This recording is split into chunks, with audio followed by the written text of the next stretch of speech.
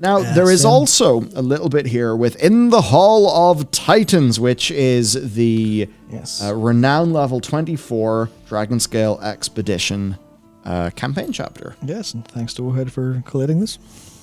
Yes, and it's more just interesting. It's very useful. I don't have to grind out it. So the reasons why it's interesting is it's almost more kind of what it represents. It is evidently Blizzard trying to get Dawn of the Aspects. Is it Dawn? Yeah, it's Dawn of the Aspects, yeah. They're trying to get that into the game. Next masterpiece. Yeah. So, I guess, how should we talk about this? How should we go through this? You essentially come upon Tyr's research. Now, Tyr is a fairly interesting character. We're almost beginning to wonder if he goes sort of rogue. There's some stuff about how he acts as very much counter to... How to describe this? He's clearly not, like, fully, like, lawful neutral, like the way the Titans tend to be. Because obviously you've got Odin being a mental case. Maybe Loken being a mental case as well. Basically, he's of a family that all went mental. He's the normal one. Yeah. But he's also clearly not like... He's clearly scientific enough and cares about the dragons and does things properly. He's a good guy. He's like... The Paladin Order is based on him for a reason. It's because he kind of embodies a lot of those things. He's actually good. Whereas we see the Titans a lot as very above us. He never seemed to act that way. He seemed to have a genuine love for the creatures of Azeroth, which makes him seem a little bit different to the way they're trying to sell Titans to us now. And also, I think with the amount of praise that the dragons lash upon him in A Silver Purpose, I can't imagine he'll actually be anything other than just a good lad. Mm-hmm. But a good lad to us and pure Titan, very different. Very different. Yeah. So we find he's been experimenting and trying to learn about proto-dragons. Yes, he has. Air. The fact that this does not result in an equal but opposing force applied to the dragon implies the process is innately magical as opposed to mechanical. For fire, the fire-infused ones are responsible for more attempted outbreaks than the other proto-dragons combined. Kind of like showing, I suppose, element stuff actually impacts their mood and personality. For ice, is there any element or even energy that, given appropriate conduit vessel and time, proto-dragons are unable to integrate? That's Ascendant, that's very good, actually. Oh? So Ascendant just said, he might have created Galakron by infusing decay, and Yogg Saron is his cover story, which... Literally that line, is there any element or energy that given appropriate conduit time? That would make sense. Oh, that's fucking brilliant. Because he was very specifically and very conspicuously showed up when Galakron was becoming a problem. Yeah. In Northrend and went, hey, I'm here to help everyone. This is a problem. Hello creatures. Help me kill this thing, please. That's a good idea. And that would be a pretty good storyline for them to tell because he loves dragons so much, but he also fucking wrecked them. And then that would give Alexstrasza a fun thing and Sarah because... kind of made the dude that killed your brother. Sorry about that. That'd be interesting. That's a great idea. For Earth. Damn. 3 separate incidents have been recorded where the dragon has nearly breached the containment sphere. Earth strong. I wonder if that's got anything to do with Deathwing and Ridicron. A few things in the aspects. Here's one. Odd. None of our history mentions the dragons fighting undead. Yeah. Which means... Hello. Aspects? Have you not told anyone the story of your history? Obviously we know it because we've read Dawn of the Aspects. But... Where they're described more as unliving rather than undead. Yeah, they're called the not living. But they're very undead. They're very undead coded. They're in Dragonblight. And they're undead. Yeah, and here it's actually being called undead.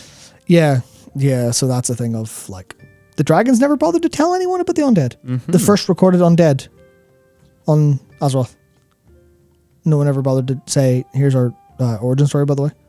It also says here, before Malygos became an aspect, he almost succumbed to undeath. That doesn't make any sense. What undeath are they talking about? Yeah, which implies, it's a different form of undeath. Or like, wait, what? Where did this undeath come from? Because we know necromancers exist. But Gahoon. Just even think about those Gahoon. That's a good point. Accidentally make an old god. Oops. Yeah, that's actually perfect. Yeah, Whoops, accidentally made Necromancer Dragon. Whoops, sorry about that. Just like Cahoon. Neltharion. Neltharion used to be one of Alexstrasza's closest friends and confidants. Must have broken her heart to see him fall to madness. Yeah. The other part there, as I should have highlighted it for you, is Alexstrasza and Sarah were clutchmates. They had a brother, but it seems he fell sometime before the aspects were created.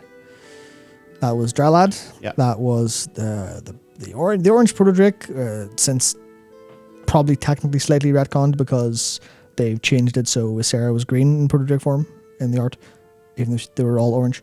But Dralad died to Galakrond, and then his body went missing, which means he's undead somewhere. Yeah. And no one's found him since, unless Alexstrasza has a point in this plot. She says, oh yeah, I found my undead brother and had to kill him. Or, because another thing is, Sarah here thought peace could be made with the undead.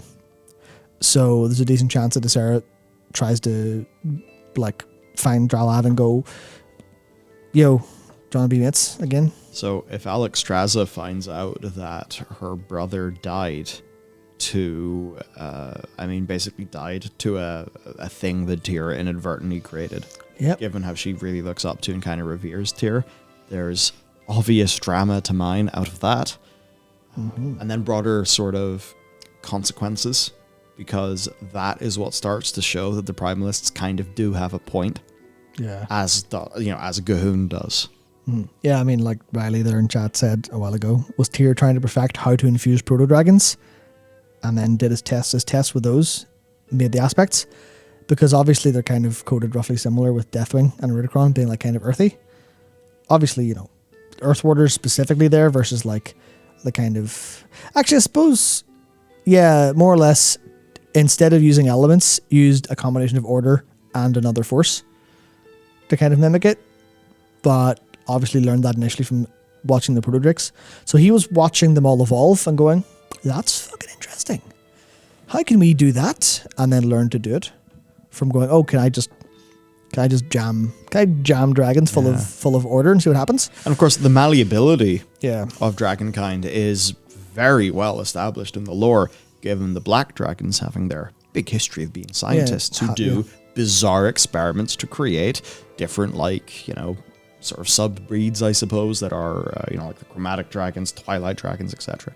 So all of this is kind of leading up to something, and we see these Titan discs, and essentially the point is, these have a lot of info, but not answers.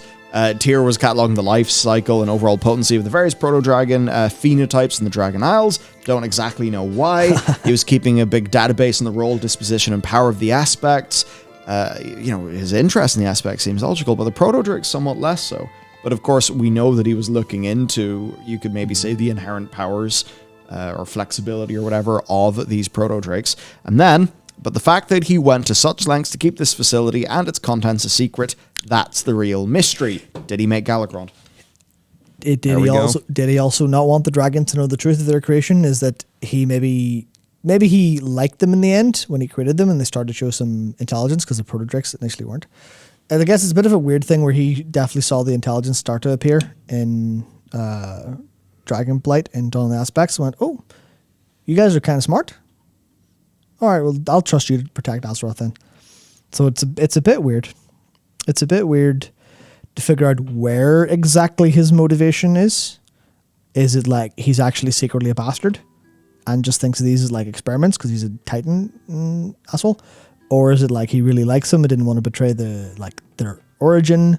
Or is it just hiding that he made Galakrond and is making the same mistake with Ridicron? Because maybe something about the whole corruption power thing didn't really work too well. So it's very, very, very, very interesting. And I think I really like how a lot of this is written. Because there is no subtlety here. None whatsoever. And I have become a fan of no subtlety whatsoever, as long as it's done tastefully. And this is just them saying, this is what's happening, by the way. The Tyr was doing this. Because they did, there's 3 different lines here. They're just like, I wonder why he was doing this. Everyone think about this. That's your homework for the next patch. And that's what it feels like. And I think that's really fun. Because I think for us, it's fun to do. But I think there's obviously this is what we kind of do. So we're going to be doing it a lot more than I imagine the average player who's not paying attention to every line of quest text. But for players who are, they're going to be like, huh, that feels weird. That feels right. And then you pay attention. And then the plot rewards you for paying attention because you get a payoff that you expected or thought about. And then you're going to go, story good. I can't believe it's story good because my brain happy. Even though the story is perfectly, like, it's not great. It's fine. Perfectly fine. But it's going to feel good to people if they're following along, which is way different to anything before because it's all been really cut and dry. But this time they're like leading things in properly with these renown quests. It's good. Good as hell, I think. Good as hell. Yeah. No, I mean, it really is.